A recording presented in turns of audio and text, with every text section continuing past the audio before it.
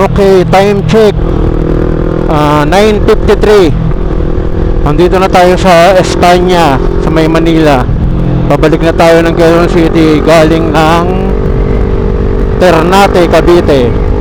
Nag-breakfast lang tayo ron sa may Blackers 8. Sarap ang food, mura pa.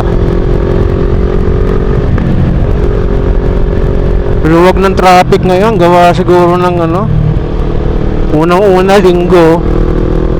Pangalawa, maraming nalubog na sasakyan, mapa-private man o four wheels na vehicle o kaya motor. Maraming nalubog nung bagyong Karina.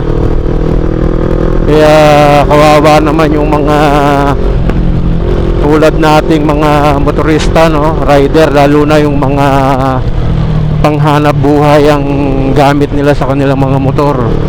Sigurado magagastusan sila. Bilis ang biyahe natin. Umalis tayo ng bahay 5:30. Noong oras ngayon mag-aalas 10 pa lang. Talagang ride lang ang ginawa natin. Ngayon takbong takbong may uuwian pa.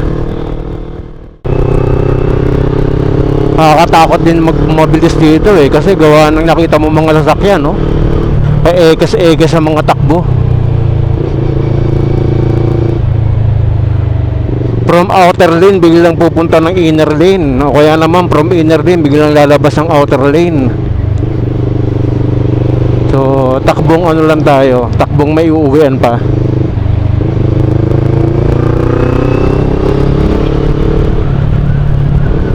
Total yan na, malapit na tayo Quezon City na rin to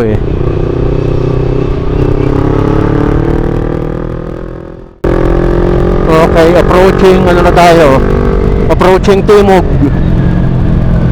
Okay, red light.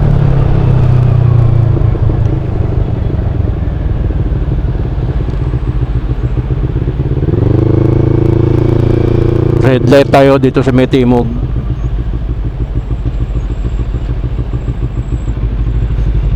Uy, sarap lechon. Galing Laloma yan sigurado. Yung huli naming lechon na malaki, jumbo, parang mas maganda umorder ng medium size lang. Kasi nung umorder kami dati ng medium size nung birthday ko, siya, malutong from nguso hanggang buntot.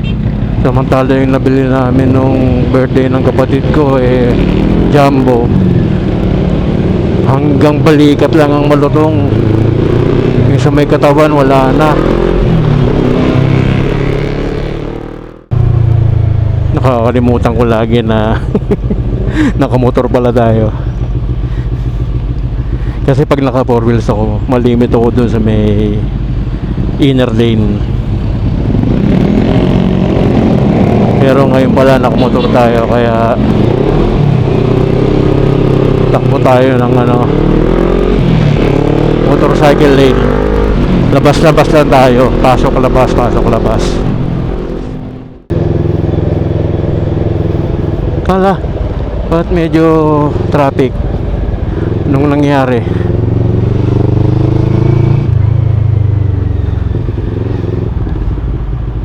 Bakit? Luwag naman may tumirik siguro, aksidente. Pag ahon mo maluwag na parang yung truck tumirik. Parang mayroong tumirik na truck.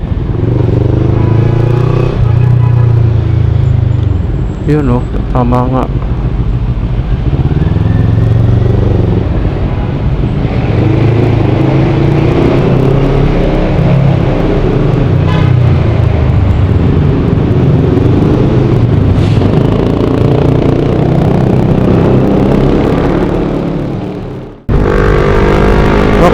Underpass Quezon Avenue Underpass, approaching Quezon Memorial Circle na tayo. Time check is eksaktong 10 o'clock.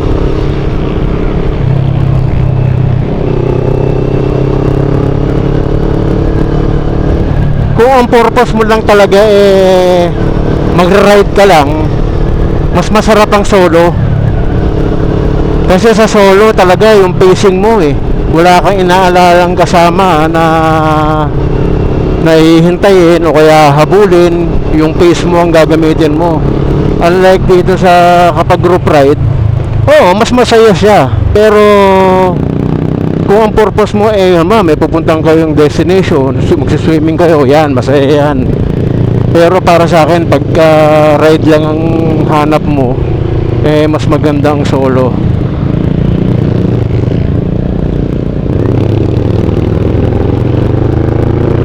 Mas magandang solo ride. Okay, kaysa Memorial Circle, hindi na tayo sa may Quezon City Hall.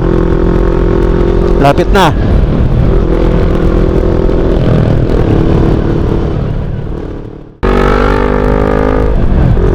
UP Techno Hub. Bilis ang biyahe natin. Hindi naman tayo nagmadali, hindi naman tayo naghataw Kung ano lang yung pace ng motor ko, kung ano lang yung kaya niyang bilis, doon lang ako. Kumaga nasa ang takbuhan natin ay 80, 90, 100. Pero kanina nasa expressway tayo, 100, 120, 130. Di na ako magpas doon kasi hindi rin naman kaya ng skill level ko yung mas mataas pa ron kasi nalulula na ako Kaya tama lang yung ano natin. Hindi natin pinilit si Nicoy na tumakbo ng mas matindi sa capacity niya.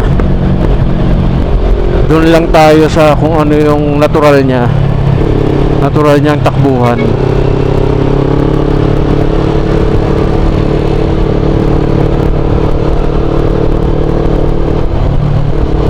Tama na yun. Para chill lang at kayang-kaya ng preno natin just in case na gamitin natin yung mga biglaang preno. Common wala na tayo. Lapit na.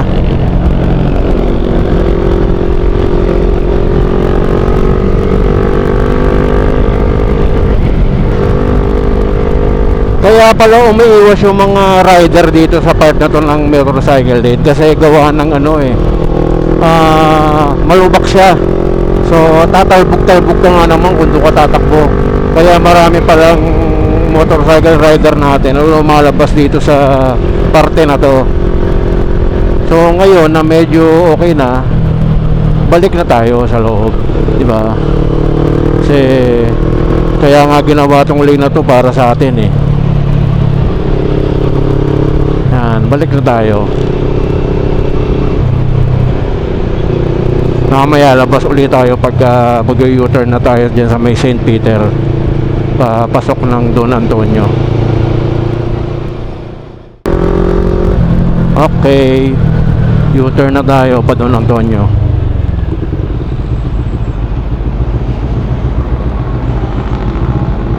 Tago lang tayo rito sa may Bios.